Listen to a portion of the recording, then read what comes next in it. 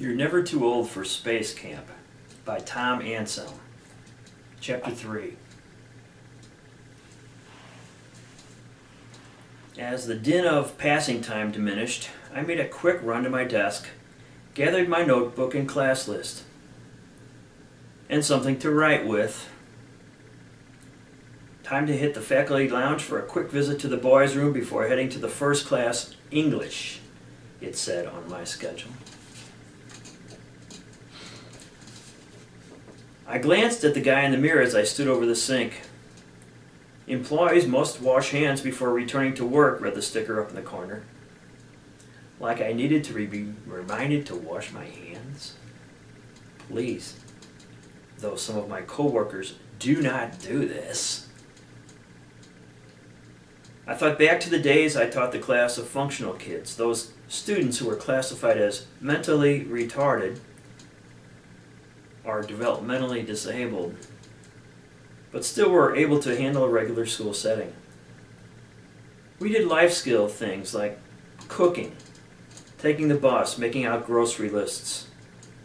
They were a great group for the most part, and I had many warm memories of that gang.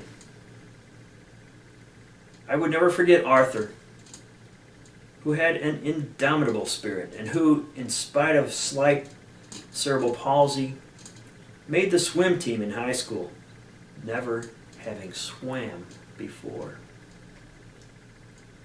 He was always dead last in every event he entered, but his performance was an inspiration to all of us who knew him. He never quit smiling as he struggled to make it from one end of the pool to the other end.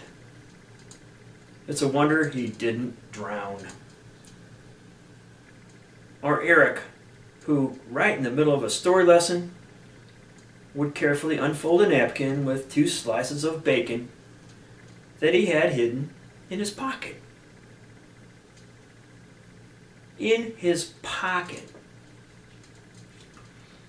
He would offer a piece to his girlfriend, Colleen. He has since died of heart failure due to asthma and diabetes. He was only 20. I imagine he has them cracking up in the hereafter.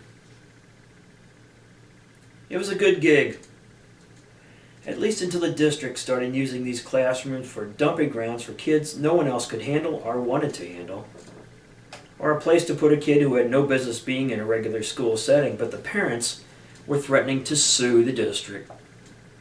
So the boys in the central office caved in, much to the detriment of the kids who were properly placed, not to mention the teacher, being me.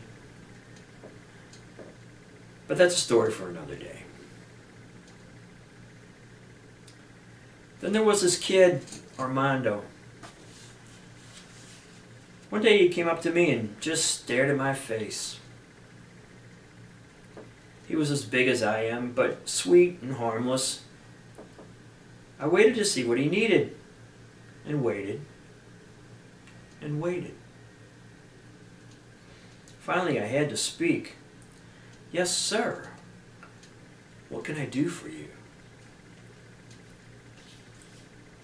He softened his slightly confused look on his brown cream face, tilted his head to the right a bit, and said, "Mr. A.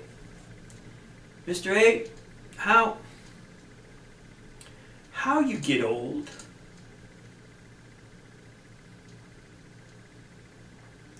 Well, there it was, out of the mouths of babes, or at least 14-year-old kids who could be babes. "How you get old," he says. I wondered, did he mean, how did I get old? As he looked at my growing forehead and wrinkly eyes, saw the gray in the beard. Or was he climbing up onto a metaphysical plane, asking the universal question, trying to come to grips with life and its inevitable decline?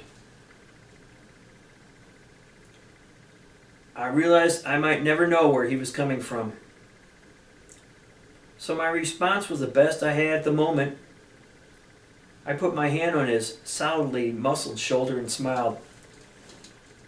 You just keep getting up every morning, coming to school, doing what you have to do. If you do that, then you just get old.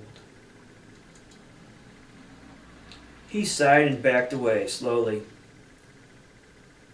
Maybe my response was enough for him. Without further comment, he went back to his desk, got out his paper and pencil, and started writing. Unfortunately, he didn't know how to write, not even his name. But maybe what he was putting down in lines and squiggles had some meaning to him. Throughout the year, he would come up to me and repeat that deep look into my face. Never said anything.